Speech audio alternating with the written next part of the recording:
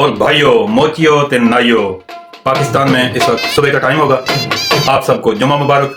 बाकी यूरोप में जितने भी बारले हैं, जी हाँ, पीटीआई के बारले, वो वाले बारले नहीं कि जिनका नाम लेते हुए 40 दिन ईमान नज़दीक नहीं आता।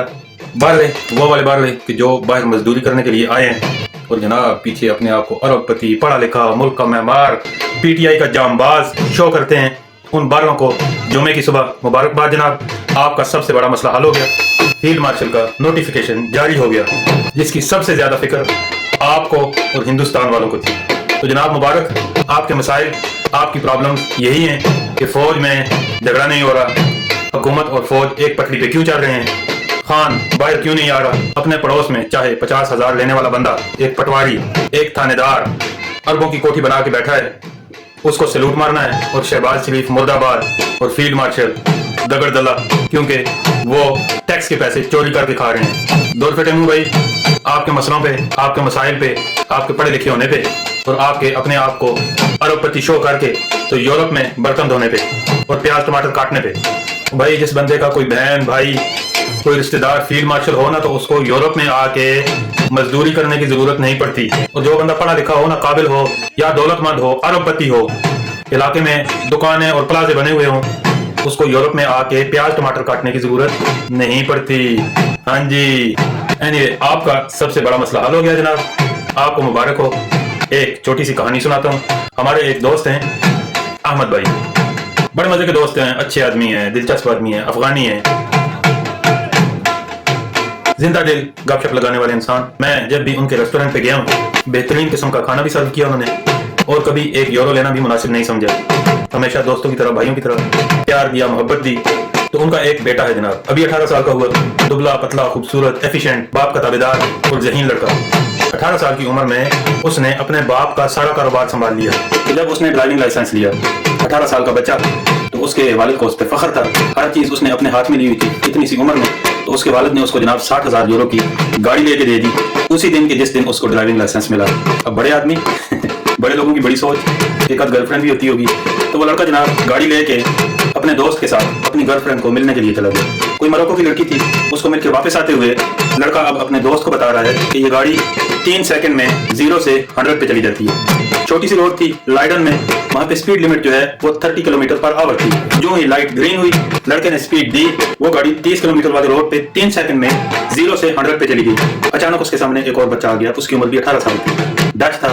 वो लड़का बाइक पे था, वो गाड़ी की टक्कर से उड़ा तो हवा में उड़ के वो साइड पे रखे हुए एक पत्थर पे जा लगा। उसका सर वहां पे लगा और वो बच्चा मर गया। पुलिस आई, पुलिस ने उस लड़के को पकड़ लिया, गिरफ्तार कर लिया। अब अहमद भाई ने ज़ाहिर वकील किया, अपनी तरफ से कोशिश की, दौड़ धूप की। ये खबर अखबारों में आ गई, फेसबुक पे हर बंदा लान तान भेज रहा था कि भाई इतने से बच्चे को इतनी महंगी गाड़ी देने की जरूरत क्या है। हर बंदा अपने हिसाब से कमेंट कर रहा था, बुरा भला कह रहा था। लेकिन अहमद भाई अफसरदा, हम गए उनसे अफसोस करने के लिए।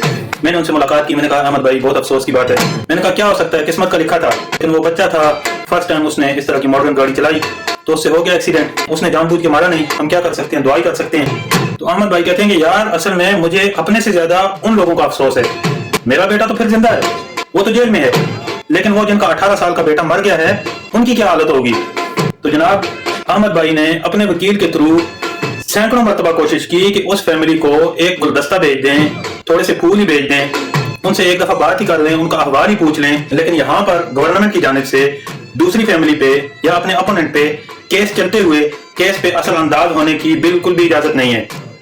तो वो ये कह रहे थे कि भाई आपका फूल देना, आपका उनसे बात करना आपके लिए उनके दिल को नरम कर सकता है या इस केस पे असर अंदाज हो सकता है। हम बिल्कुल भी ये नहीं चाहते कि आप उन बंदों से बात करें, आपको बिल्कुल भी इस चीज की परमिशन नहीं है। ना तो आप अच्छे बन के इस केस पे असर अंदाज हो सकते हैं, और ना आप उस फैमिली को थ्रेट करके इस केस पे असर अंदाज हो सकते हैं। वो बिल्कुल भी नहीं चाहते कि आप उनसे बात करें, और गवर्नमेंट भी बिल्कुल भी नहीं चाहती कि आप उनसे बात करें।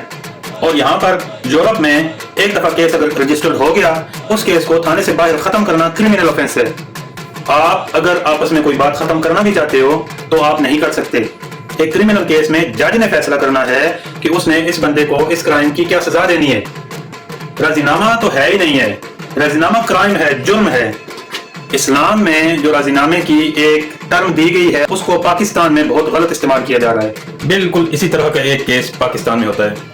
एक जज साहब का शहजादा जिसके पास के ड्राइविंग लाइसेंस भी नहीं है और उम्र भी 16 साल है। हिंदुस्तान को आप गालियां देते हो, جتنا آپ مرضی برا کہو، وہاں پہ انڈر 18 اگر کوئی بچہ گاڑی چلاتے ہوئے پکڑا جائے نا، ہمارے دوست ہمیں بتاتے ہیں، تو باپ کو 3 سال کی سزا دیتے ہیں جیل کی۔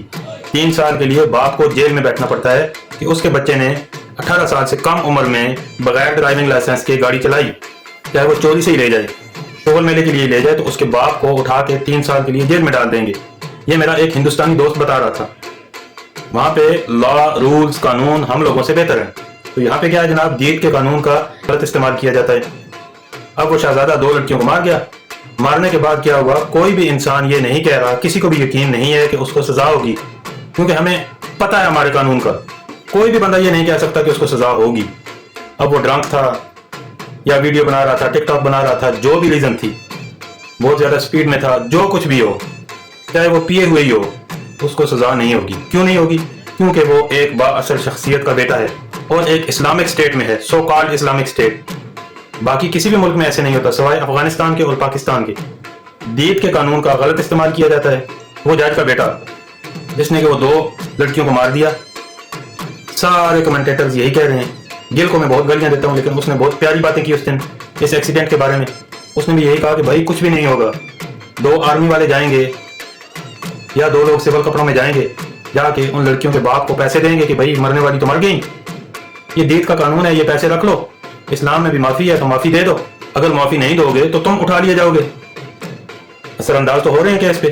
اور جناب اسی دید کے قانون کے غلط استعمال کی وجہ سے، معافی اور راضی نامے کے قانون کے غلط استعمال کی وجہ سے پاکستان میں لوگ 25 بندوں کو مار کے اور اکڑ کے یوں کر کے گھوم رہے ہوتے ہیں جناب۔ بندہ مار دیا، پیچھے فیملی کو جا کے بولا کہ بھائی راضی نامہ لکھ کے دو، نہیں لکھ کے دو گے تو تمہیں بھی اڑا دیا جائے گا۔ بھائی یہ کون سا اسلام ہے، کون سا دین اس طرح سے کہتا ہے؟ حضرت عمر فاروق رضی اللہ تعالیٰ عنہ نے فرمایا تھا کہ میرے نزدیک کمزور طاقتور ہے اس وقت تک کہ جب تک میں اس کا حق طاقتور سے چھین کے اس کو دے نہ دوں، اور میرے نزدیک طاقتور کمزور ہے اس وقت تک کہ جب تک میں اس سے کمزور کا حق چھین کے تو کمزور کو نہ دے دوں۔ جب حق چھین کے کمزور کو دے دیا گیا تو اس کے بعد عوام برابر۔ ادروائز اسٹیٹ کے سامنے، حکومت کے سامنے، گورنمنٹ کے سامنے، قانون کے سامنے کوئی بھی طاقتور نہیں ہونا چاہیے۔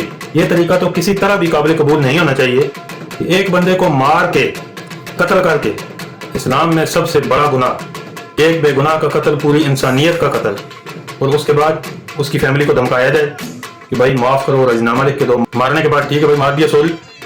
یہ معافی نہیں، یہ معافی مانگنا نہیں ہوتا، یہ بدماشی۔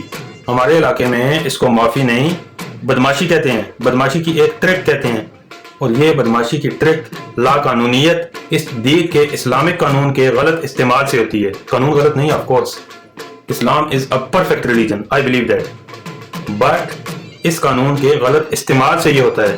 بھائی اس طرح کے بڑے کیسز میں دہشت گردی کی دفعات بھی شامل ہونی چاہیے۔ اس چیز سے معاشرے میں دہشت پھیلتی ہے، تو دہشت گردی کی دفعات لازمی شامل ہونی چاہیے۔ اگر فیملی معاف کر بھی دے تو بھی بندے کو اگر پھانسی نہیں ہوتی، کم از کم 5 سے 10 سال سزا ضرور ہونی چاہیے دہشت گردی کے ایکٹ کے تحت، تاکہ طاقتور اپنے آپ کو طاقتور محسوس نہ کرے، کمزور اپنے آپ کو کمزور محسوس نہ کرے، معاشرے کا یہ فرق ختم ہو، دید کے اس قانون کا غلط استعمال ختم ہو۔